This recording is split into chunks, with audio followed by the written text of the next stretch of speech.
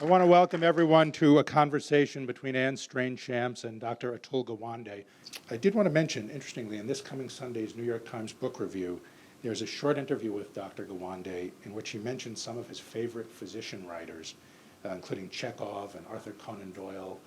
And I think that's interesting because for many of us, he has now at the top of the list of our favorite physician writers. And we're very pleased to have him here tonight.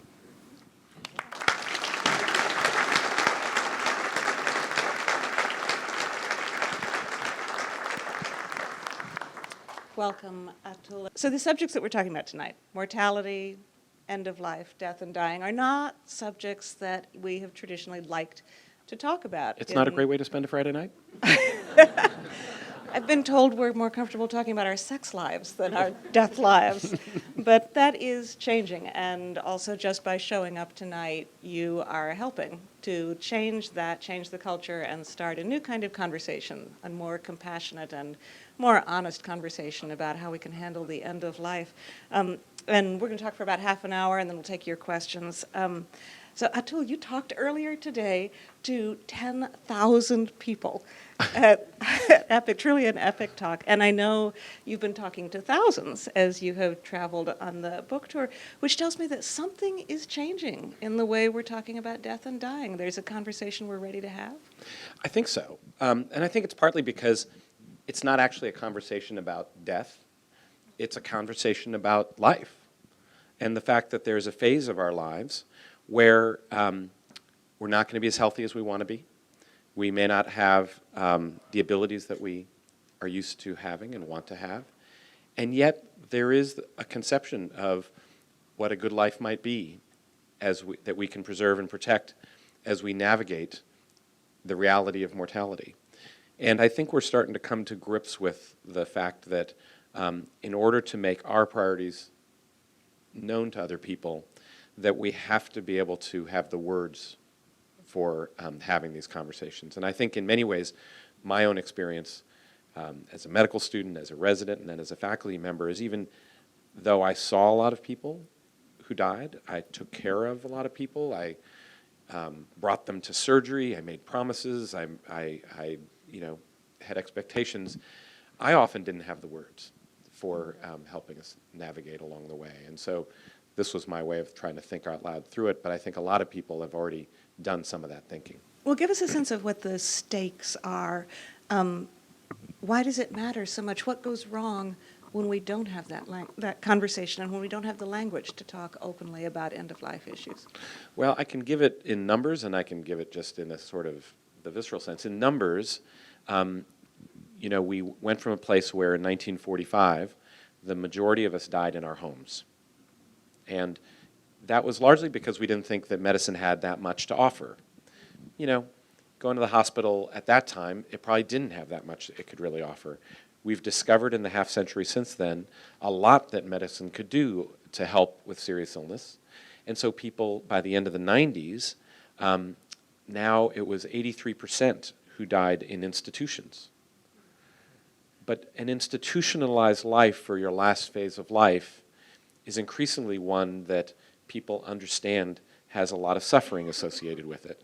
And I can describe, and do in the book, some of those physical consequences, what it's like being on machines in that last phase, what it's like to have always something more that we can do.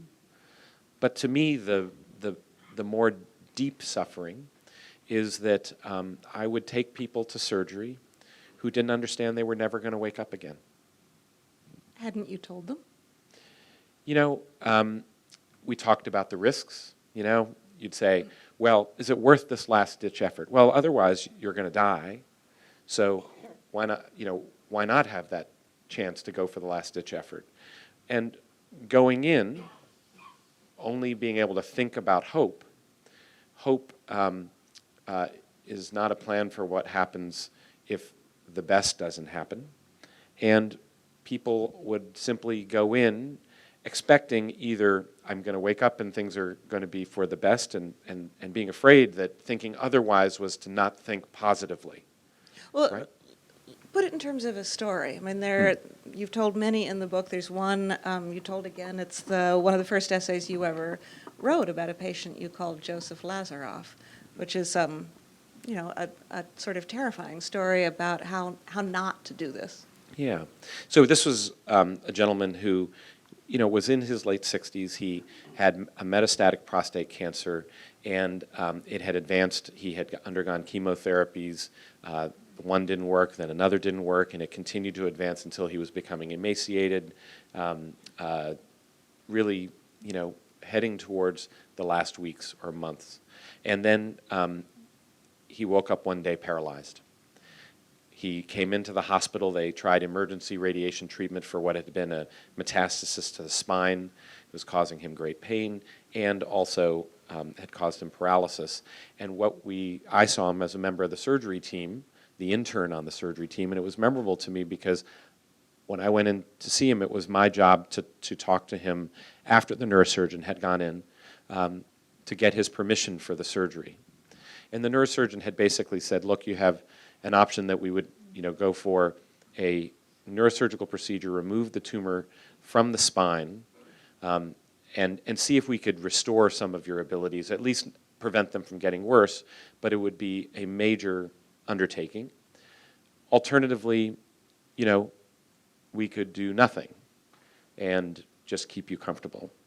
Well, that didn't sound like a great option to do nothing. And so he decided to go for the surgery. And at the time, the way I wrote it up, which was at the beginning of my career, the way I saw it was he was making a bad decision. Because what ultimately did happen is we were technically successful. We took out the tumor.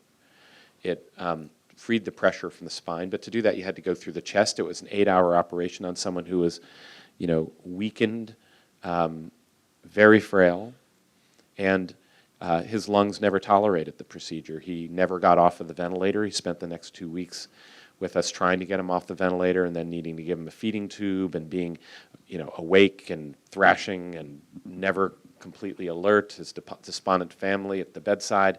And finally, I was the one who had to take him off the ventilator and listen to his heart fade away, never having had that chance for anything that he might have hoped for.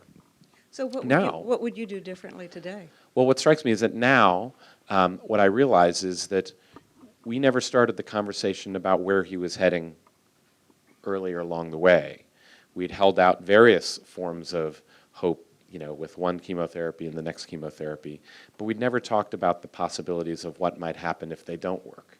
And what I have increasingly discovered, the way I went about researching the book was just to talk to lots of people. I interviewed a couple hundred patients and families about their experiences with not just serious illness or terminal illness, but also with aging and frailty, chronic illness.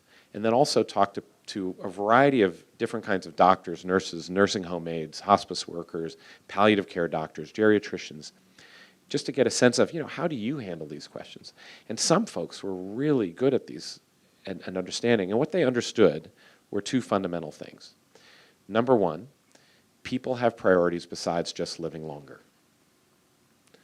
And number two, that the most reliable way to find out what people's priorities are is to ask.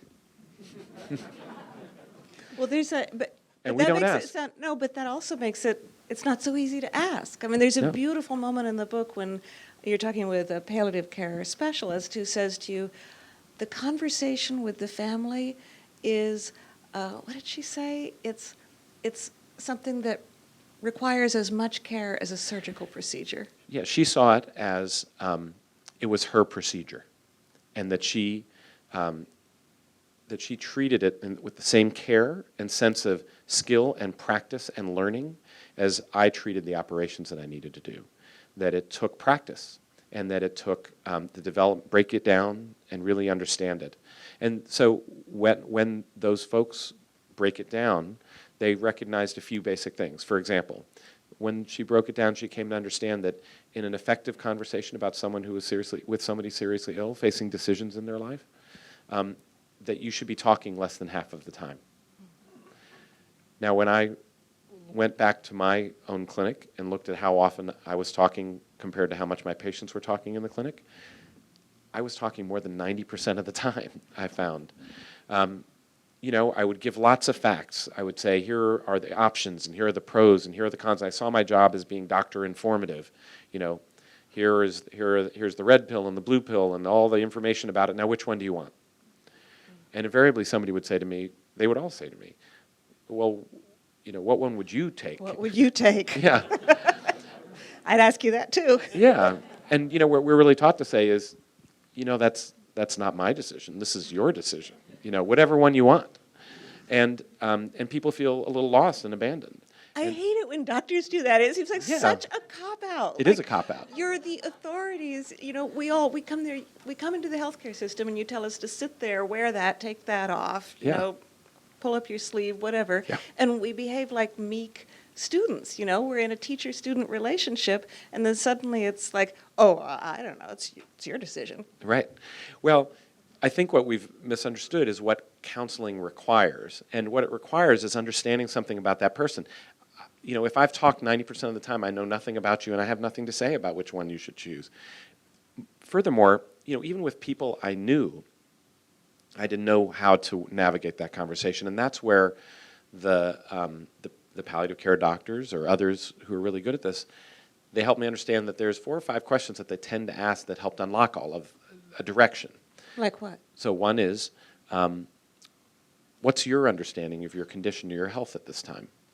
So you can get on the same page about, what do you understand is happening to you? What's the story? Is that where we start here? Second is, what are your fears and worries for the future? What are your goals if time is short? What outcomes are unacceptable to you? What sacrifices would you make and what sacrifices wouldn't you make? And with Joseph Lazaroff, those are the questions I wished I'd asked. I think if I'd have asked him, I paint a fantasy in my head that he would have said, well, one of the hopes and goals he has is that he would be able to return to his apartment where he was living independently. I think he would say he knew he was dying from the prostate cancer, but that he thought that this would be yet another problem that we would be able to fix and that he'd return to his home. We knew there was no way he was returning to his home, that he was going to be, at best, in a nursing home in 24-hour care, no matter what came out of this.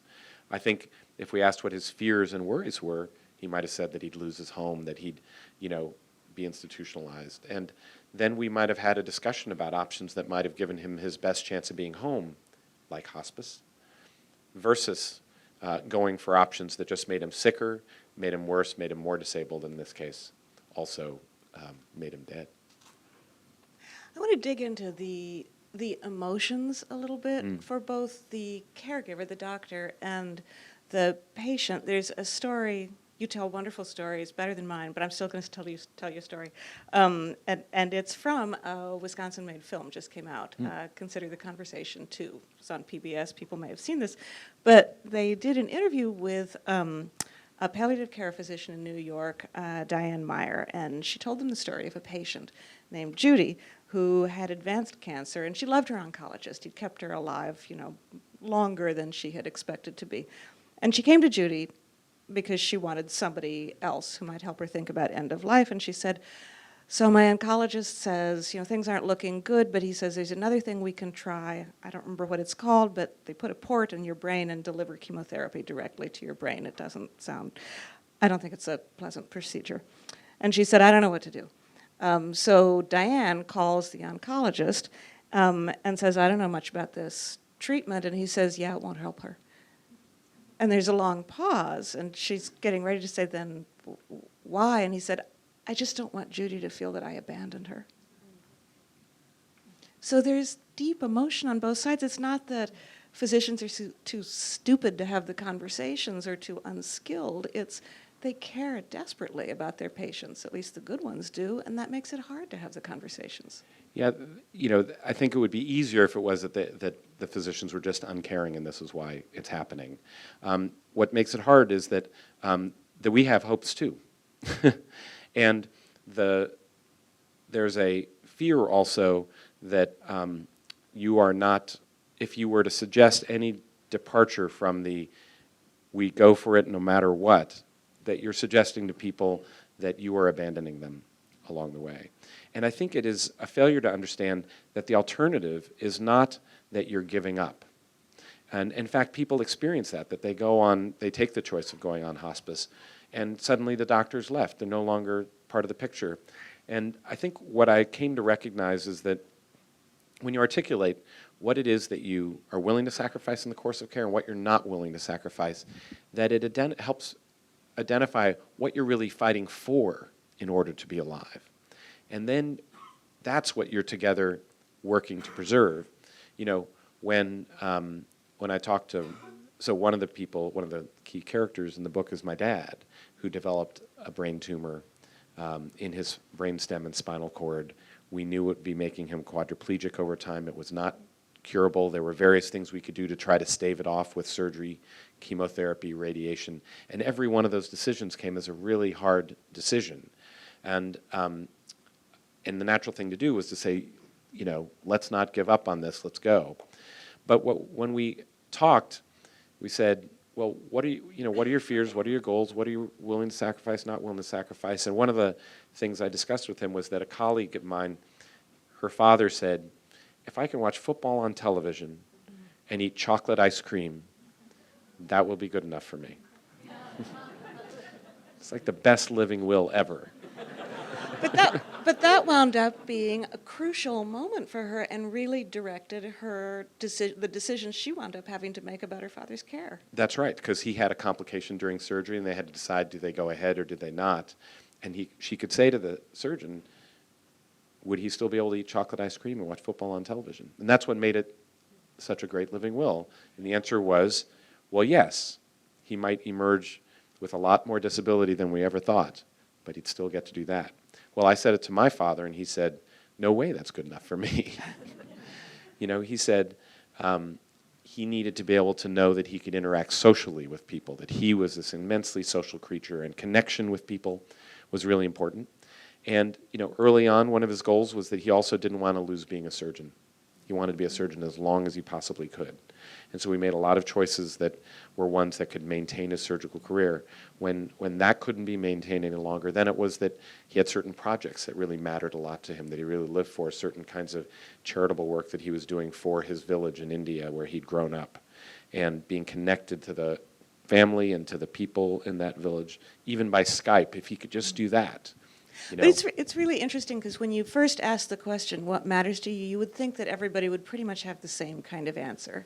You know, that there would be these bland generalizations. But in fact, when you kind of dig a little deeper, it's really pretty varied. So your dad, for instance, wanted very, very much not to suffer. Yeah. He wanted to make sure he was really adequately medicated.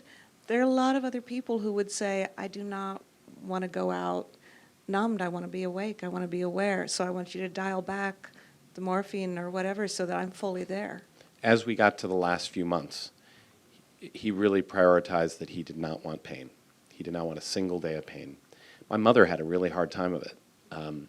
She would have to give him doses of pain medication, especially in the last few weeks, that would just knock him out and make him completely unresponsive, and it'd scare the hell out of her. Like, you know, what is she doing? And in fact, at a certain point, even though he was on hospice, he became unresponsive. She thought it was the medication did it. Called 911, and you know they took him to the hospital. They reversed his pain medication, and it did wake him up, but in terrible pain.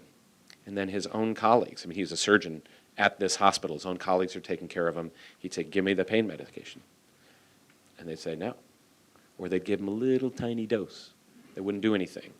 And he checked himself out within a few hours. He's like, get me the hell out of here. And he made me promise I would give him the pain medication he wanted. But absolutely, other people might say, in fact, I describe other people in the book who said, you know, if I can be a little bit more alert, do a little bit more. I describe a piano teacher who, it was my daughter's piano teacher, who through hospice continued to teach and insisted that the doses be calibrated so that, you know, the pain was just enough she could tolerate, just enough she could teach, because she didn't want to be groggy in front of the students and didn't want to be unable to teach. Well, I wanted to go more deeply into that story because that's one you published in the New York Times recently, and it got a huge response. I mean, that one really kind of went viral. And it's a story that really illustrates how end-of-life care and how talking about it and thinking about it, how good this can be. It's kind of a paradigm shift. So can you Yeah.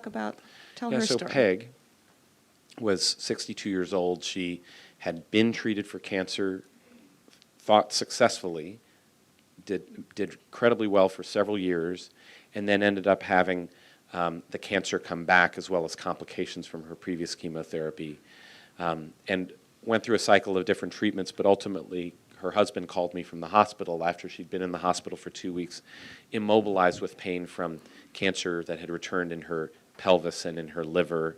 She was in bed, immobilized, incontinent, and fading day by day. And when she called, she posed me the question that I think is the one we constantly come to and debate, which is, now what do I do? The doctors were saying that there were no standard chemotherapy options that would work. They were giving her, blood transfusions to try to fight off the dropping blood cell counts and antibiotics and different things to try to treat the different numbers that were coming up. But the puzzle is, what should she do? And I think our national debate is about what should she do. Should she go for experimental therapy or push the doctors? There's always something more we can do. Keep trying something because suppose something can work. Or should she give up, go on hospice, be comfortable? They'd keep her comfortable is what they said. And this is the moment where I felt like walking around with the hospice team and asking them what they thought their job was made it clear to me that they saw it differently. Now,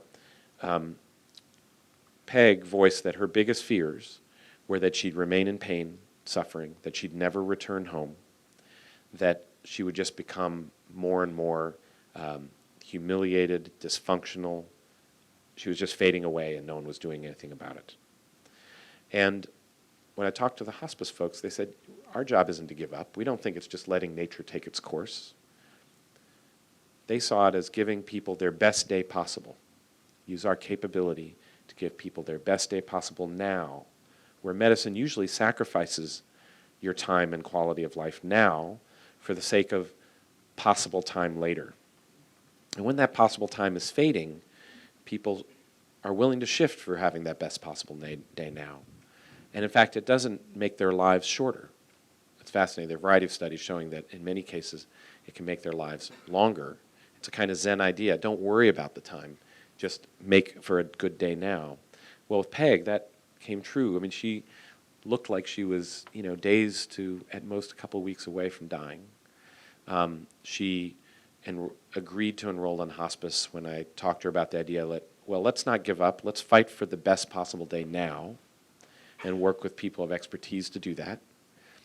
She arrived at home. I had to tell my 13-year-old daughter, Hunter, who was her student, that she wouldn't be having piano lessons again with Peg. And I had to tell her the reason why was because Peg was dying.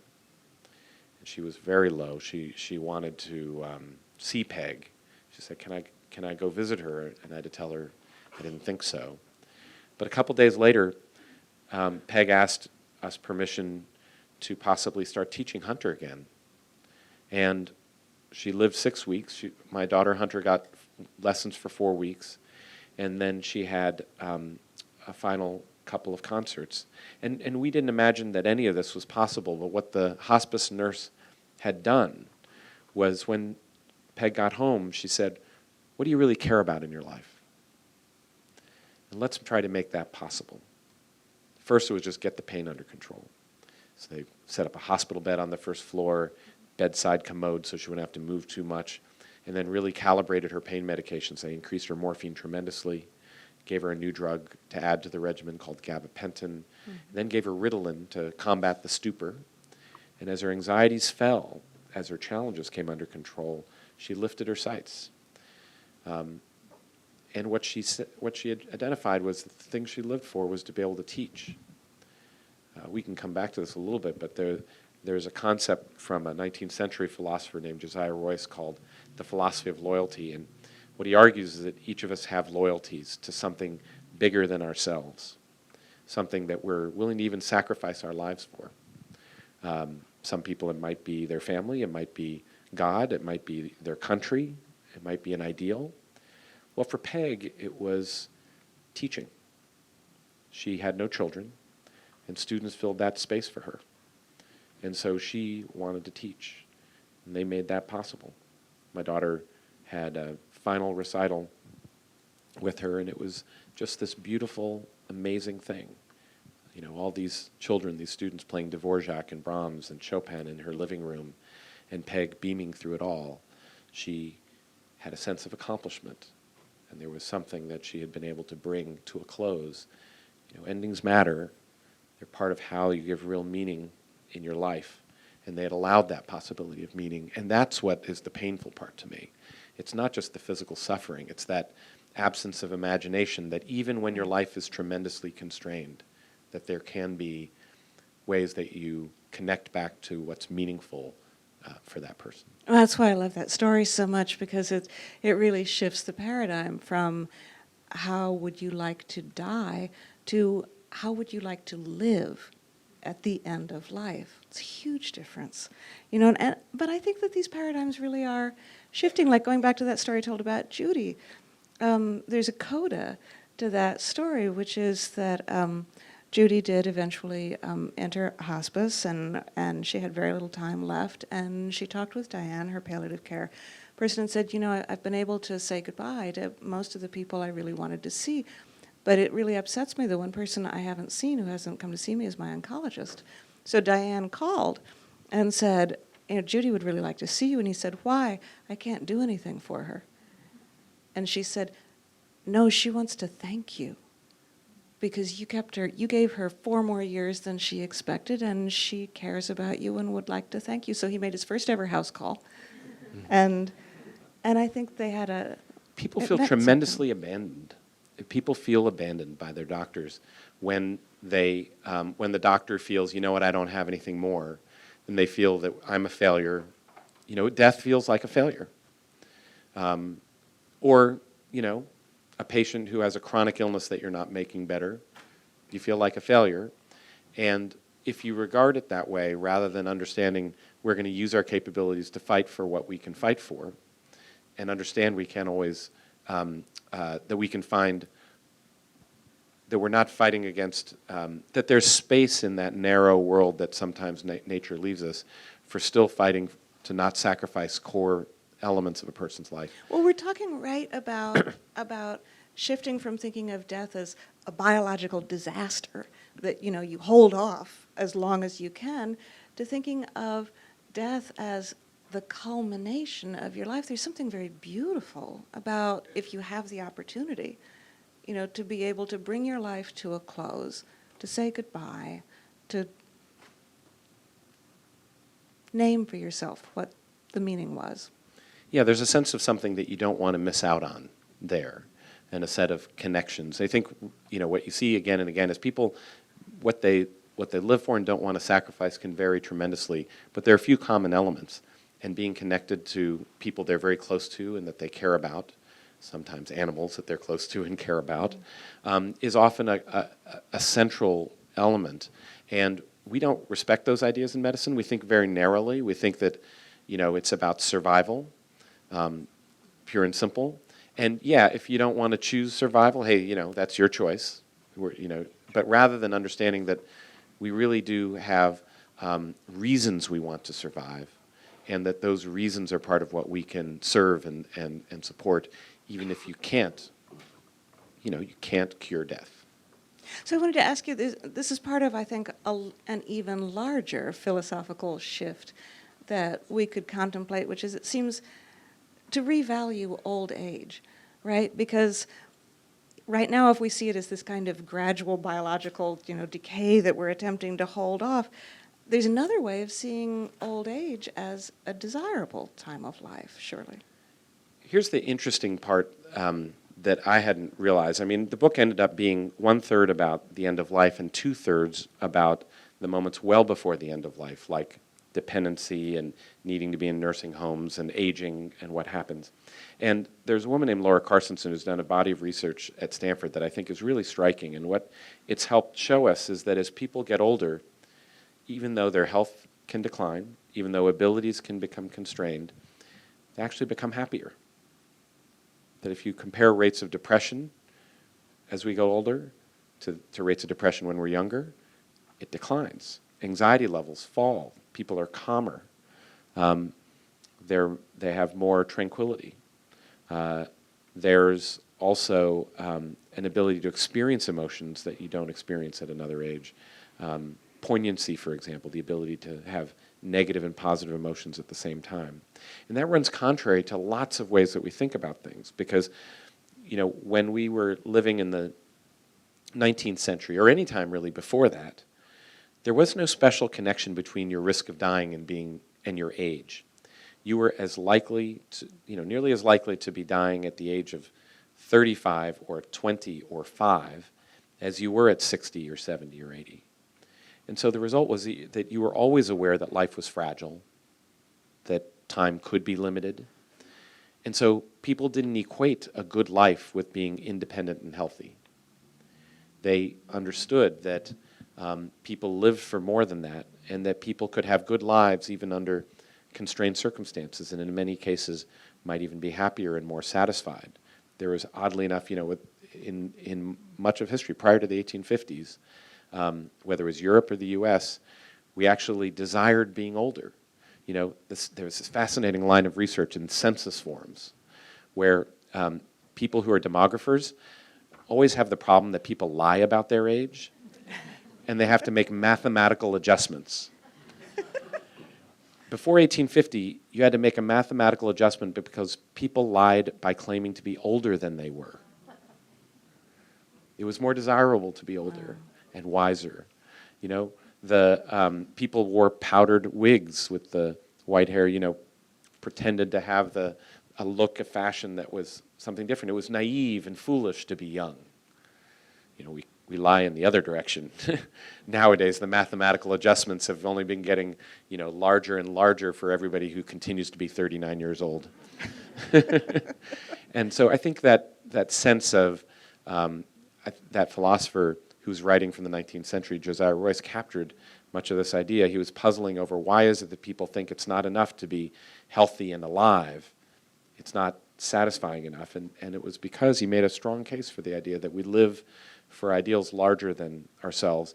And in medicine, we don't know what to do with somebody who says, well, I'd be willing to sacrifice my life for my child, or to go to war for my country, or to, or even, sacrifice my chance for, living just a week longer so that I might be able to teach my students. So I have to say, having these conversations, I find it to be such a relief. It's odd. It feels good. So for the past few weeks, we've been working on this big 5-part series that we're doing on To the Best of Our Knowledge. It'll air beginning in November on death and dying. And so we've really been steeped in thinking about end of life. And I started out thinking, wow, this is a downer. Important, but a downer. And it's opened up so much for me. Daily life feels better. Yeah, it did, and I have to say it did the same for me. The idea that there could be meaning and satisfactions and ways of understanding what those are in those phases where we're not necessarily healthy. It's interesting. For example, we don't really fear our vision getting worse because we get glasses and things to make up for it. And that sense that that when we have to face constrictions in our lives, that you meet and start talking to people and realizing they're calmer, they're happier, they're more put together than we are. One of the fascinating things that Laura Carstensen showed, that it's not tied to your age, that her studies, for example, found that HIV/AIDS patients were in her populations where she was studying, and they violated the rules that young people tended to be very different from older people. The HIV/AIDS population, where they started to become terminally ill, even at a very young age, experience the same kind of complex emotions, more likely to be happier, more likely to be take satisfactions in simply being and existing rather than trying to, achieve more, get more, have more. And then, and realizing that that could be the case, made it apparent that these were experiences that you didn't have to wait for, that you could shift in those directions. And I think that brought more sense for me of how we build meaning and preserve it in our lives. There's a reason that the young, are focused on being and getting and having and achieving, while as we become more aware of the fragility of our lives, we narrow down to tighter groups of people and seek deeper, more intimate relationships. When you think you have many years ahead of you, you are willing to invest in the future. You're willing to put off gratification. You're willing to try new things and meet all kinds of new people. And that's good and very important for societies. But it's like you have two worlds that can't talk to one another. The 45-year-olds imagine, I would never want to be 75 years old. Oh my God, how horrible that would be. Let me die before I get to that point. The 75-year-olds think, I would never want to, thank God I'm not 45 anymore. Yeah, it's like these fascinating studies Laura Carstensen would do, for example, would say, where would you most like to spend half an hour?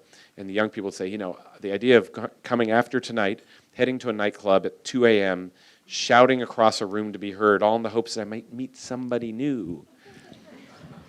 At another age in life, you think it's the most ridiculous thing you ever heard of. Anyway. And you would not go back there. So listen, I want to make sure we leave time for, we've already sucked up too much time, so I want to make sure we leave time for questions. And do we have a microphone? Yeah, Connor will, sure, go ahead. And Connor will make sure the microphone gets around. Dr. Gawande, I want to ask what you do when, after your conversations with the patient wants an intervention or interventions that you believe to be futile. Do you do it anyway? Do you tell the patient that you can't do it in professional conscience? Does it vary, and if so, by what factors? Well, there's a big difference between something that's utterly futile and something that has a very low chance of benefit. So I'm not going to offer an option that is genuinely futile. That is, we're attempting to do something that has only harm and no potential upside whatsoever. But the hard parts are those situations where we have, I describe a case where a woman has a bowel obstruction from a metastatic cancer. That is, it's blocked up her intestine, and therefore she can't eat anymore. And she's just throwing up, and she's miserable. And going in on these cases, you can make them tremendously worse. You can fail to open up the blockage and now cause holes in the bowel and leakage and sepsis, and then they die on the spot, and they never get home, and all those things. So how do we navigate through that one? That's the difficult one.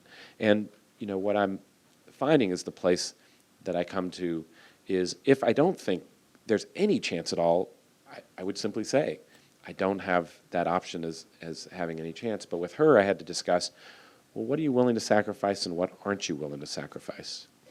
What are the biggest fears you have? What is most important to you?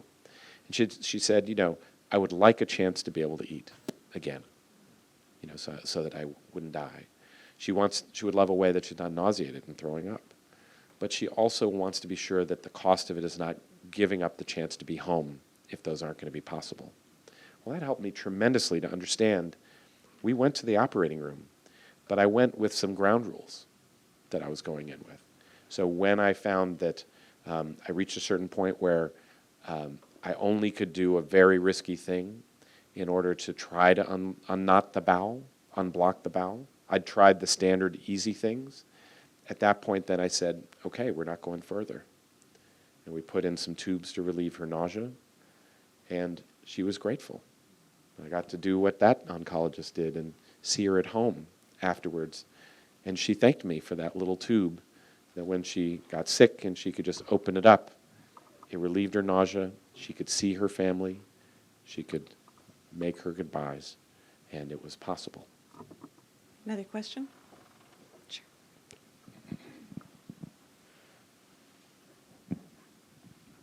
Thank you so much for raising this agenda to the public's vision. And I've worked in healthcare for almost 30 years, and I'm sure that you know that you're a very unusual person in terms of how you address these issues. I was in a room one time, someplace that will go unmentioned, where there was an oncologist, there was the head of nursing, there was the head of the ER department, there was the intensivist who had to deal with the patients that were brought down with ventilators, there was the palliative care physician who was trying to get things to happen, and there was the head of the hospital. And I was trying to raise the issue of who is going to raise the question. Who is going to start this question in the hospital room? Because I think, as you've The said. possibility this person would not, in fact, come off the ventilator and do. Right, or even get put on the ventilator. Oh, okay. And so, as you've said, I think the conversation that should have occurred much before that, which, although we try to have happen, it's not happening as There often as you are, it it can. didn't happen. Right, and so if in the hospitals today, 90% of the hospitals in the U.S. say can't agree on who is going to have that conversation, how do we help to move that agenda? How do we give them, I don't know, the strength or the power or the ability to help us do what you are saying? So there's a couple of things. Number one is to understand medicine never changes ahead of the society that it's in. So it's going to be because people, and I think the baby boomer generation are starting to, are going to insist that whether they're in a nursing home or in a hospital, that what's important to them in their lives becomes respected and not be sacrificed along the way. There's always going to be that 5% or 10% of folks who really want to either are in a position of saying, you know what, I want that lottery ticket chance and go for everything and want to be assured that we will give that to them, and we will, and that's important. And then an even bigger group who just plain are in denial, are not ready to cope with the reality of what they're facing, and trying to force it down anybody's throat is not going to help anybody. But usually the biggest barrier are the clinicians themselves. And when families push and begin to say, as we did with my father, with the oncologist who said, well, you're quadriplegic now, but we have 8 different chemotherapy options, and you really ought to be on this. And we had to push to say, will any of these not take away his ability to still have a dinner party once a week and still email and Skype with people? And all of them were going to take that away. And she wasn't even ready to quite acknowledge that, but she finally had to fess up that that was the case. And he could draw the line. Now, I do think that there are many situations that doctors have where they feel the patients aren't ready to do that, or the family is fighting them when they want to bring that reality, or the nurses want to have that discussion. And I think that being able to just ask these questions, that it has to enter our training, that's at the level of nursing and medical schools, it's in our residency programs and beyond. I think the second most proactive thing is that our people who are very good at understanding that we need to make sure these conversations happen early are palliative care doctors and geriatricians. They've shown, here's an important study, there are a variety of these studies, but the most effectively done one was at the Mass General with stage 4 lung cancer patients. Half of the patients, well, they were all terminal, lived on average 11 months. You saw the train coming, but we often didn't have conversations about what was going to happen. So half of them saw their usual oncologist, the other had oncologist plus saw a palliative care doctor in advance. The ones who had the palliative care doctor early on had conversations early on about their goals and their limits, and they became the ones who stopped chemotherapy earlier, a third earlier, fewer days in the hospital, started hospice earlier, had less suffering at the end of life, and they lived 25% longer. Because you weren't inflicting therapies that were highly toxic or highly disabling and having them die. So I think that the final thing that I've been encouraging and pushing health systems to move towards is asking the palliative care doctors, not that they can't see every patient, and so that they become the ones who monitor the population who are at the end of life. At the Dana-Farber, the way we're doing it is that we've identified all the patients at risk of dying in the next 6 months, about a 50% chance, and we notify the doctors when they haven't had those conversations. And we notify them that, you know, the hospice, the palliative care team is there if they want coaching or feedback. And we've worked it very carefully. Some oncologists aren't ready to come on board, but most have been. We have 80% support. And the result has been that less than 2 reminders, and they're having conversations that they weren't having before. Because what we did is we made it normal. We said, look, this is just the routine that we do for someone who's failed 2 lines of chemotherapy, or has been in the hospital 3 times, or has had to go on oxygen at home. We just ask a few basic questions. What are your goals? What are your fears and worries? And made it normal. And I think that's really important, because otherwise it makes it seem like I'm giving you a death sentence. That's why we're talking about this. Mm-hmm. And everybody's afraid to do that. We have another question? Yeah, sure.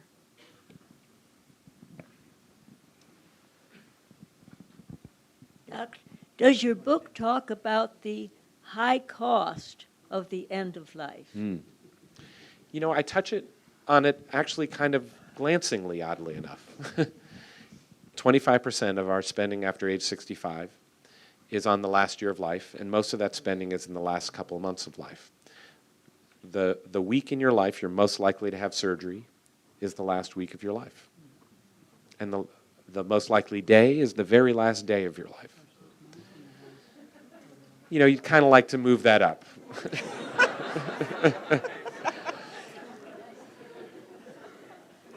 Now, there's without question that that important motivation here is the cost. But, you know, I think there's a couple of things. I don't think our goal is to lower costs, and I don't think our goal is to give people a good death. Both of those bother me. I think our goal is to have as good a life as possible all the way to the very end. And if that means sometimes making investments so that we can make it possible, you know, suppose that in the case of Peg Batchelder, the piano teacher, that, you know, it did require some more investment, a hospital bed, the right medication to keep her pain under control. Now, it happened to be much cheaper than trying a round of chemotherapy that was going to make her sicker, stay in the hospital, and fail. But, you know, it isn't necessarily the case that every solution is always going to be lower cost. So I do think there's win-win here, but the goal is not the lower cost. The goal is that we are following and identifying what people's priorities are and helping to preserve them and recognize we're failing them routinely. And along the way, this will be, I think, part of how we also have a more sensible and also less costly healthcare system. Got time for a couple more questions. Yeah, sure. Yes, Dr. Gawande, thanks an awful lot about talking and writing books about end-of-life issues. It's certainly a topic the general public don't put it on their top 10 things they want to talk about.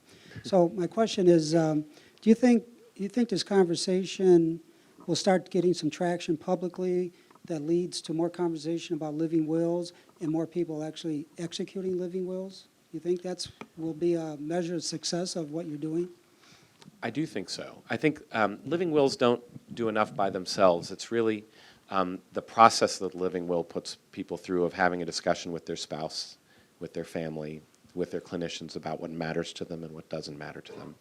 And I actually think we're on a wave of enormous change right now. I said to you earlier that 45% of people died in the home in 1945. I'm sorry, the majority of people died in the home in 1945.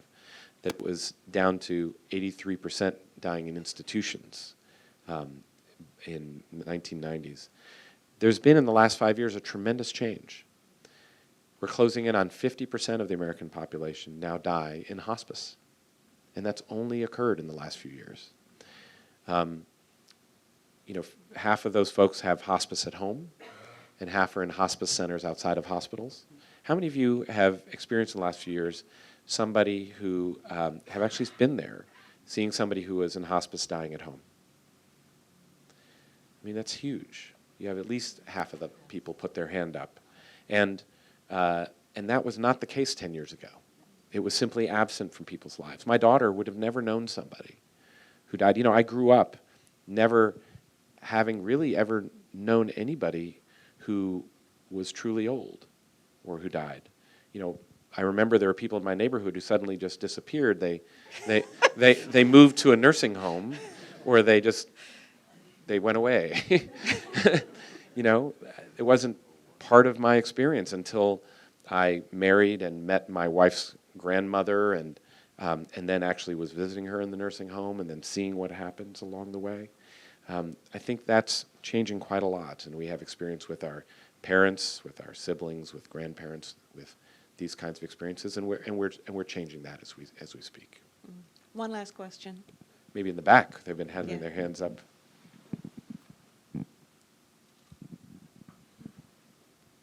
Hi, I'm a veterinary medical student.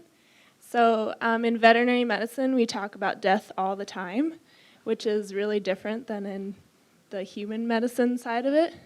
And I was wondering if you had any advice on how to teach students and new veterinarians on how to talk about death a lot more, because I can't ask my patient what he wants from life. I have to ask my client what he wants from the patient. So I just was wondering if you had any thoughts on that. There's a couple things. I ended up having to cut out from the book because I had too many stories to put in. But a friend of mine was a veterinarian who died in her late 40s from esophageal cancer. And for the last several months, she had a very hard time. She was mostly at home. And she said, you know, if I were a dog, I'd put me down.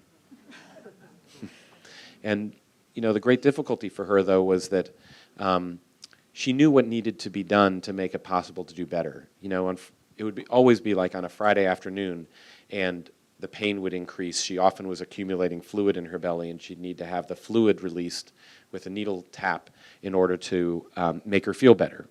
And she'd call in to the oncologist's office, and they'd tell her, oh, no, we're closing up, go to the emergency room. And you knew what was going to happen. She'd sit there in pain, no one would be doing anything, they'd get the CT scan, they'd admit her to the hospital, they'd be afraid to put the needle in, and say, well, let's wait till Monday. And then finally, you know, someone would do it. And, you know, it would just be, let's, you know, at one level it's just put me down. But on another level, we're failing to address what she's suffering from, and simply assisting with her death, which can be a legitimate option when you're truly up against unavoidable suffering. Well, she had avoidable suffering we weren't attending to. Now, when you go to the flip side, and I talked to her about what it was like being a veterinarian, she said, you know, the really hard part was not having a conversation with families about where to draw the line and make a recommendation that you know, we're not achieving anything that's going to have something worth living for the dog. The really hard part was that sometimes she could do things that would make the life better for the dog, and the family, it would become a monetary question. You know, in that world, it was all about, what are you willing to pay for? And people would simply say, I'm not willing to pay for that. And then that's where we are. It reminds me of the experience in India, where they're having an assisted death debate, where in India, they don't provide narcotics for people. You know, I've seen in surgery that people will be sent home after abdominal surgery or orthopedic surgery just with Tylenol. And you see the terminal cancer patients, and that's all they get is Tylenol. You know, it's just not provided, it's not available, there's a stigma associated with it. And so, you know, if you could offer assisted death, most people would choose it in that circumstance. If you're not going to give me pain medication, well, then my life is miserable. So please, just stop it now. And I think what we have to understand is that, you know, I think I don't have a lot of advice on that end of how do you talk with families about the cost and what they're willing to pay for and what they're not willing to pay for. It's the reason we have insurance. Some people would like there to be more, quote unquote, skin in the game, so that people are weighing, boy, you know, do I want to keep grandma? You know, I think that turning it into an economic transaction is a deep worry that I have and that others ought to have. And the fact that we've made insurance coverage cover hospice without charge, and that's a basic functional component of Medicare, is really important and worth preserving. And if anything in that world, I would be looking for ways. I think it's coming into, animal care is pet insurance, but the hardest part to talk through is what the money means. Well, these conversations is what is changing medicine, and the fact that all of you are here and are going to go home and talk to more people and tell them about what we talked about, you're helping to change things too. Dr. Gawande, thank you so much for being here today, and thanks to all of you. And thank you, Anne.